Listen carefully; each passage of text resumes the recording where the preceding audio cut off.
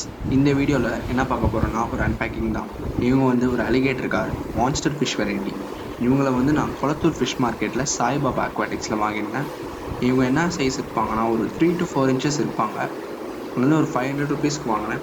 இவங்களோட சேர்த்து ஒரு டக்லிங் ஸ்பேரோ வாங்கினேன். குட்டி டக்ஸு க்யூட்டாக இருந்தாங்க, சொதத்தில் வாங்கி வளர்த்து பார்ப்போமே சொல்லிட்டு வாங்கியிருக்கேன்.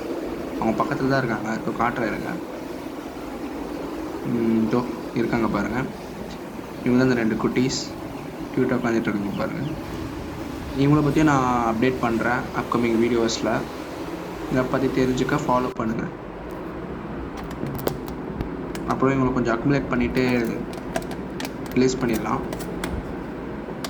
அலிகேட்டர் காசை பொறுத்த வரைக்கும் நீங்கள் ஸ்பேஸும் கரெக்டான ஃபுட்டை கொடுத்தீங்கனாங்களே போதும் அவங்களுக்கு. மற்றபடி ரொம்ப ஹை மெயின்டெனன்ஸ்லாம் கிடையாது.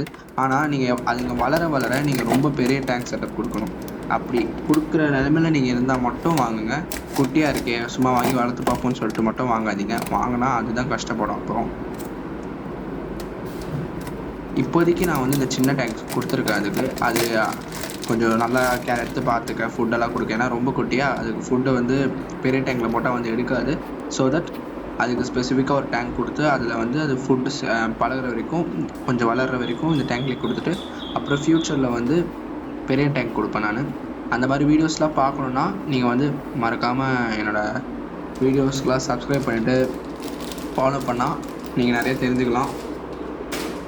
அப்புறம் இன்னும் நிறைய எக்ஸாட்டிக் பெட் வெரைட்டிலாம் வாங்கலாம் லிஸ்ட்டில் போட்டு வச்சுருக்கேன். இன்னும் நிறைய லிஸ்ட்டில் இருக்குது. நீங்கள் கொடுக்குற சப்போர்ட்டை பொறுத்து தான் நான் அடுத்தடுத்த ஸ்டெப்ஸ்லாம் பண்ணுவேன். நான் கொஞ்சம் பார்த்தா பிகினர் மாதிரி தான் இருக்கும், ஆனால் ஆல்ரெடி நிறைய வளர்த்துருக்கேன். யூடியூப்க்கு தான் நான் ஃபஸ்ட்டு பிகினரு. அதனால தான் பேசவும் தெரியல, திக்கி பேசிகிட்ருக்கேன். மற்றபடி எனக்கு பெட்ஸை பற்றி ஒரு 50% 60% நல்லா தெரியும். அதனால் சப்ஸ்கிரைப், லைக் பண்ணி, ஷேர் பண்ணி சப்போர்ட் பண்ணுங்கள். அப்போ தான் ஃப்யூச்சரில் நிறைய வீடியோஸ் இவங்கள பற்றியும் இவங்க பெருசானதுக்கப்புறம் என்ன பாயிண்ட் செட் பண்ணுறேன் அந்த மாதிரி வீடியோஸ்லாம் போட முடியும். Okay guys, thank you. நெக்ஸ்ட் வீடியோவில் பார்க்கலாம். பாய்.